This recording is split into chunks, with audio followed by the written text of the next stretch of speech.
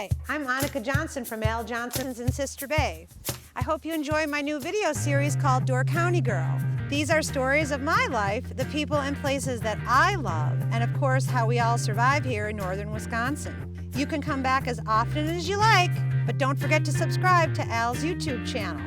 I'll be posting lots of really cool new videos. So let's go.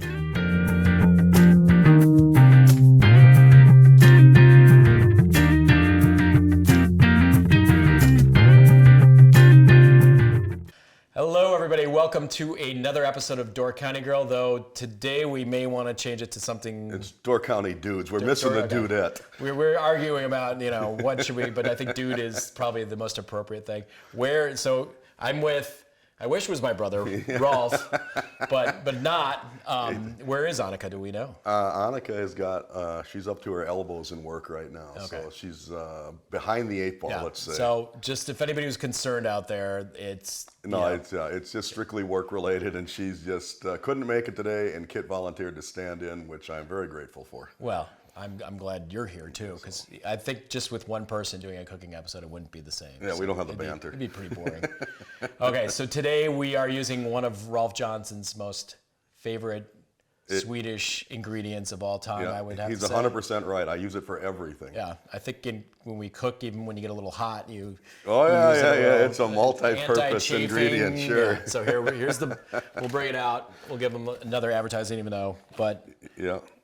Swan potato starch. And I've used these recipes. I know the Master White Sauce is one that it's we've unbelievable. Used. If you want to make like a bechamel sauce, or you want to thicken some soups or gravies or whatever, you can turn that into anything. And just so everybody knows, Swan does not pay us any money to do this. If they want to, we're open to it. But bring it on. The angel food one is cool, but I think the real star of this is the side one, butter cookies. The Swedish, what do they call it? Yeah, Swedish butter cookies. Yeah. Also known, I think they're known as like sand cookies, aren't they? Sand cookies. Yeah. Yep. Some people call them button cookies. Yeah. Thumb cookies. So really, the recipe is really simple. It's 1-1-1 for the most part. So you have 1 cup of butter, 1 cup of sugar, 1 cup of regular flour, 1 cup of potato starch, 1 egg, and it's just more the process of making it. Those are the cookies that are really butter forward. You're gonna cook them, and they're gonna spread out and just make like those really great crispy cookies. The edges are just perfect. Yeah, where the little brown on the edge and stuff like that. And if you follow these instructions, you can't go wrong. Hopefully you got it right. I think the only annoying thing is you got to chill it, but otherwise you'd probably be able to make these cookies in under a half an hour, which I like. I think it's great. If you want to put something on top, sprinkles or anything else like that, you could actually decorate these cookies. I did, I made a batch earlier just so we can switch them out, but so I did some variations that I thought would be sort of unique. And this one I'm going to sort of Americanize it and do that. But the first step is the old creaming the butter and sugar. So I'm going to get this locked down.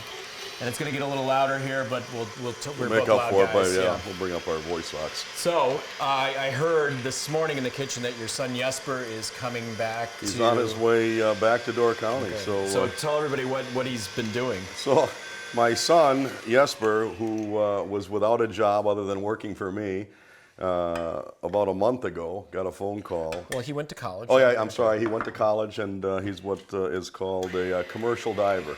But he went to school for commercial, science and technology, marine science and technology. But he got picked up by a company outside of Colorado, and in 1 month he's been to Washington, Oregon, Montana, Idaho, Missouri, Nebraska, Arkansas. I think what he does may scare most people. He climbs to the top of water towers in municipalities where they have supplied water, and he inspects them from the inside and repairs and cleans them. So some of these towers are about 16 stories high. They climb out with full gear, and one diver drops into these after they've been decontaminated. And they're pitch black. Your eyes never get used to it. That was the one question I was telling somebody about this. They're like, well, how does how do they stay clean? And like, are they welding underwater? No, Like- they don't. They repair rivets and things like that, and they inspect. So if it comes down to cutting a piece out, then they end up having to empty the tank, but they haven't had to do that. So Okay. Now I don't know if you've seen what was that guy Mike Rowe, Dirty Jobs? Yeah. I watched a show on that where they did one down in Georgia somewhere, and they emptied the whole thing. So they emptied like 2.5 million gallons of water to clean the inside with pressure washers. So it makes much more sense to decontaminate the diver and send them in. Yeah. If you ask me. So. That's crazy. And just the idea of being on top of a water tower and then going into like Yeah. total darkness on air. They got to get security clearance, and then they get the key to lock on the top. And because I suppose, it's Yeah. So, but I think it's a really unique job. I'm happy. yeah, that- I'm glad he's coming back home this Saturday for a little time off, and we get to hear maybe some stories from him. Yeah. Okay, so we cream the sugar in the butter. Make sure you soften the butter ahead of time because it will not work otherwise. 1 egg, and I'm going to do it the dangerous way. Uh-oh. Oh my gosh, look at no shells. He's making fun of me because I criticize the people that one-hand it because I say, you always get shells inside it. And apparently I'm not good enough to do it because I always get shells inside No, it. So. well, I think, at Al's, like anybody who's worked doing eggs, I agree with you, because there's going to be that one shell and you're like, you don't want it to go in anybody's Yeah. eggs and stuff like that. So I agree that you should two-hand it. I think it was funny when some of the kids came back from college, when the younger guys came back, and I was cracking one hand, and they're like, "Oh, that's really cool." Oh yeah, They're like, absolutely. They yeah. see somebody else do it, and they're going to do that. And I say, until you perfect it, don't bother trying. Don't do it. Otherwise, you know what you do? You just send them over on making pancake batter duty because you'll be cracking eggs all day Yeah. there. And I remember Danny Peterson. He could do one, just like this, and I'd be two. He'd be double what I could get done in the same amount of time. Yeah, no, it's you just don't want to mess around. I was just being cocky. Okay, so, whoa. And my mom, she used to put a little drop of lemon extract in some of these, and then you get lemon cookies out of it too. So. Really? Yeah. Oh, see, so the other variation I was going to do, this is sort of the American part, is I lessened the sugar a little bit, and I added just a touch more potato starch. So I'm going to put our Golden Goat. I think these will be fun. I think this sort of puts a fall edge to it. It's beautiful out right now. It's sort of, so We've been got me in lucky. the moment here. So I'm not going to measure it out, but I think probably roughly like a teaspoon, tablespoon, somewhere in there. This one will be fine because it's really such a basic, it's not like a bread recipe. No, this one you don't have to follow Yeah, to a T. and these spread out anyway, so you're not like trying to have something that has structure to it or a lot of structure. I do think sifting is really great for when you incorporate to mix. I agree. This is something I learned from Mrs. Hickey back in my home ec days. So. We got a comment that people were really happy that you were using home ec and that. Oh, I think they should bring it back. Yeah, that was the other thing that we got. Absolutely, was do like I think people they were should like, bring it back. You just don't get your food from DoorDash. It's No. just you could actually make a lot of this stuff. Well, I'm amazed, at the kids nowadays. I see their diets. It's cold chicken, Yeah. rotisserie chicken or pizza, or whatever they can throw in a minute meal in the microwave. Yeah. So I'm going to start this up really slow. In fact, if you want to be, you could just take this and just sort of mix it and incorporate it. And we may need, maybe that's what we'll go to.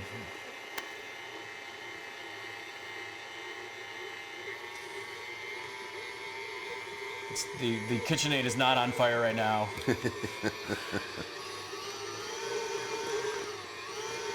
That did a good job. I've got a You want to sweep KitchenAid. it down for me? I've got a KitchenAid that I acquired from Lori's grandmother, Evelyn Zayak, and when she passed away. And the thing is made in Ohio by the Hobart Company.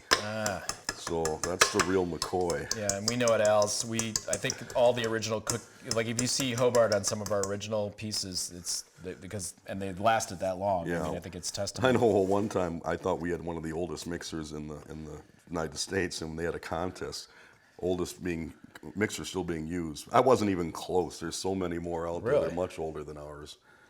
That, again, like you said, that test the quality that they put in those mixers, which are in the KitchenAids. Should look like this. Everybody can see here. It is a sticky dough. So what you could do is if you really have a lot of room, you could just shove this in your cooler. You can dump it onto some Parchment paper. Parchment paper. I think parchment paper actually works the best just because it doesn't stick. And I have some right here. And then you can just sort of even put it in like a log if you wanted to. You don't have to get really fancy. I think just keep it simple for what you want to do. Don't overthink it. But it's got a little bit of, just a hint of maple in there. So I'm sort of interested to see how this will turn out. Hopefully it will work in our favor.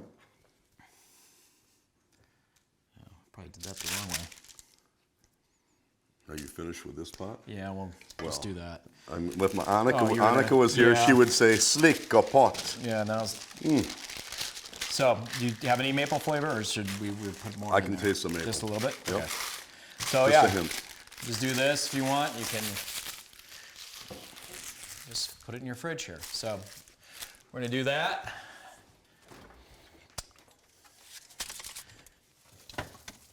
I'm imagining, Kit, when you were a kid, you guys would fight over the mixing bowl as well when they made cookies yeah. and stuff. Yeah. Yeah, I mean, I. I think about it now. Oh, Oh my gosh. See, Annika leaves. Yep. Everything goes to hell. well, Annika would have done something like that. Yeah, no, pretty much. I'm sort of keeping up the thing. Yeah, so I have 3 other brothers. I know we were talking about brothers and such. But so this is the cooled down dough. And so the beauty of this is you just have the dough. It'll be really firm. You can feel that. Which is what you want, because as it warms up, it will get harder to work with. So we're just going to roll. You can help me on this one. Wash my hands real quick. Just because I slicka pot.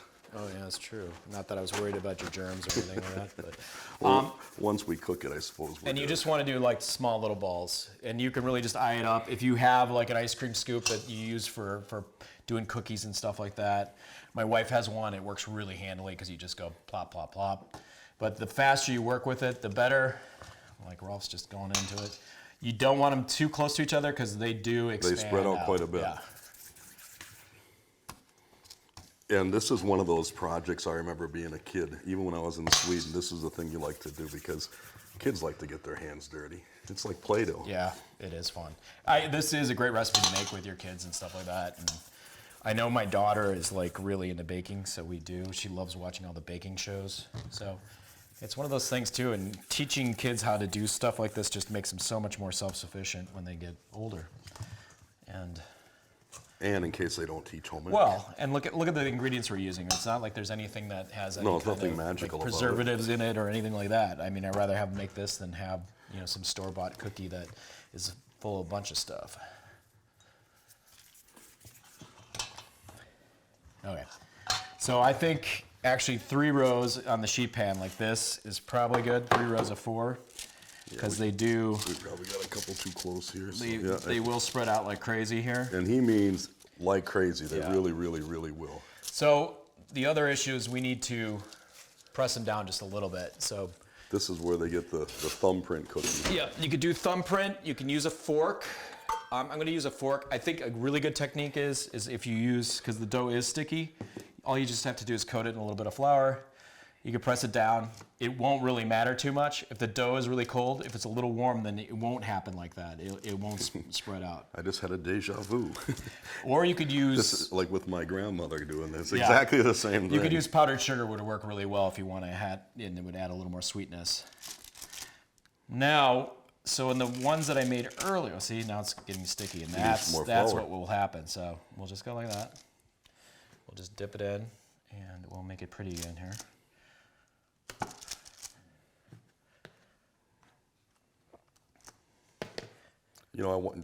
Watching you do it now, I wonder if you could add other things. You think about if you added some cocoa to So- it, you could make a chocolate You could make a chocolate version, be really cool.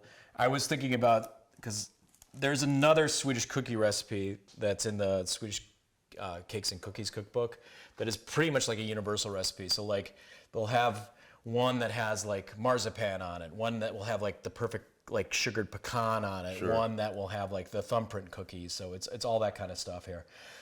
So before you start, you probably want to preheat your oven to 375. We'll pop these in, and they bake for 10 minutes. And really 10 minutes, like, keep an eye I've on done them. it like 3 times. 10 minutes has been pretty perfect. You just want it to be a little brown around the edges, so we're gonna pop this in now.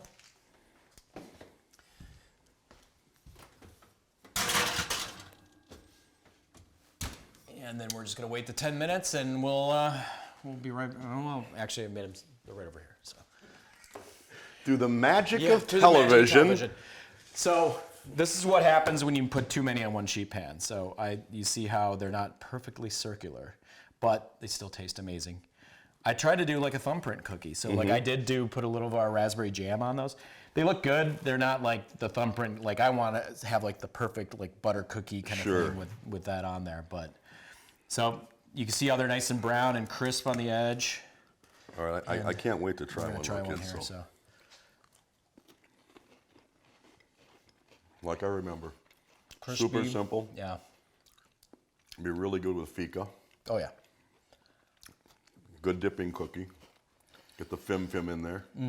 And then another variation you can do, I know we put maple syrup. Typically you'd want to put like some vanilla in there, and there would be ideal. So like these actually have a little vanilla in this one. But I'm excited to try. And I love when they get maple like syrup. this on the crusty edges like Yeah. this. These are perfect. The crispy, yeah, exactly. It's the perfect coffee, let's have a cookie kind of thing. So normally when I would make these, or my grandmother would make these, and they come out of the oven nice and hot, I'd get about this far before the rest would cool down. Because they're fun to eat when they're warm. The other too. thing, just because I'm always thinking of stuff, is making like a sandwich cookie, some Nutella in there. Ice cream sandwich Ice cookie. cream, Yeah. But these are the perfect cookie. They are a little delicate for that kind of stuff, but And as quickly as you put them together, it kind of reminds me of the visitor cake. You know, you see somebody coming up your driveway. Oh, I have nothing. You can throw this together pretty quick. As you're right, the cooling time is just something. yeah, no, and it's and important. when you do pull them out of the oven, you got to let them sit for a Yeah. little bit, because that's You when they can't pick crisp 'em up, they'll just no, fall over. You could form them into maybe little cookie boats, cookie tacos. I don't know. I get creative. Okay, I'm having another one. I'm going for the jelly one. So this is exactly how you remember your grandmother's in. Yes. Just a different atmosphere. I think the potato starch gives a wonderful texture, and that's the important thing. The mix of the flour and the potato starch is. No, sort I of the can't cool plug that stuff enough. I really, and there are other brands out there, but that's the brand that we've always used. And thing. There's something about when you actually put a recipe on your packaging. It's got to be money. if you're sold on it, Yeah. All right, well, that goes for How's another. that one? It's excellent. have to try I'd try it with all variety of jams. Would be great. Yep. So. Thank you for joining us for another Door County Girl episode. I'm with Rolf here. Don't forget to hit like and subscribe, and you can follow us. And DoorCountyDude.com. No, teasing. You can hit us up on YouTube and check out some other great recipes. Also, too, we'll have the recipes on our website at aljohnsons.com. Just hit on the recipe link. They'll have it. They'll have a cute picture. Hopefully, I take a cute picture of cookies. And just enjoy everything, and cook and bake with your family and your friends. Yeah. All right. Okay. Hey-do. Hey-do. I'm going for the crispy Was edge. that really good? Yeah, very good. I'm going for the crispy edge ones. That's my favorite. Yeah. Thanks for watching Door County Girl. Don't forget to subscribe, and we will see you next time.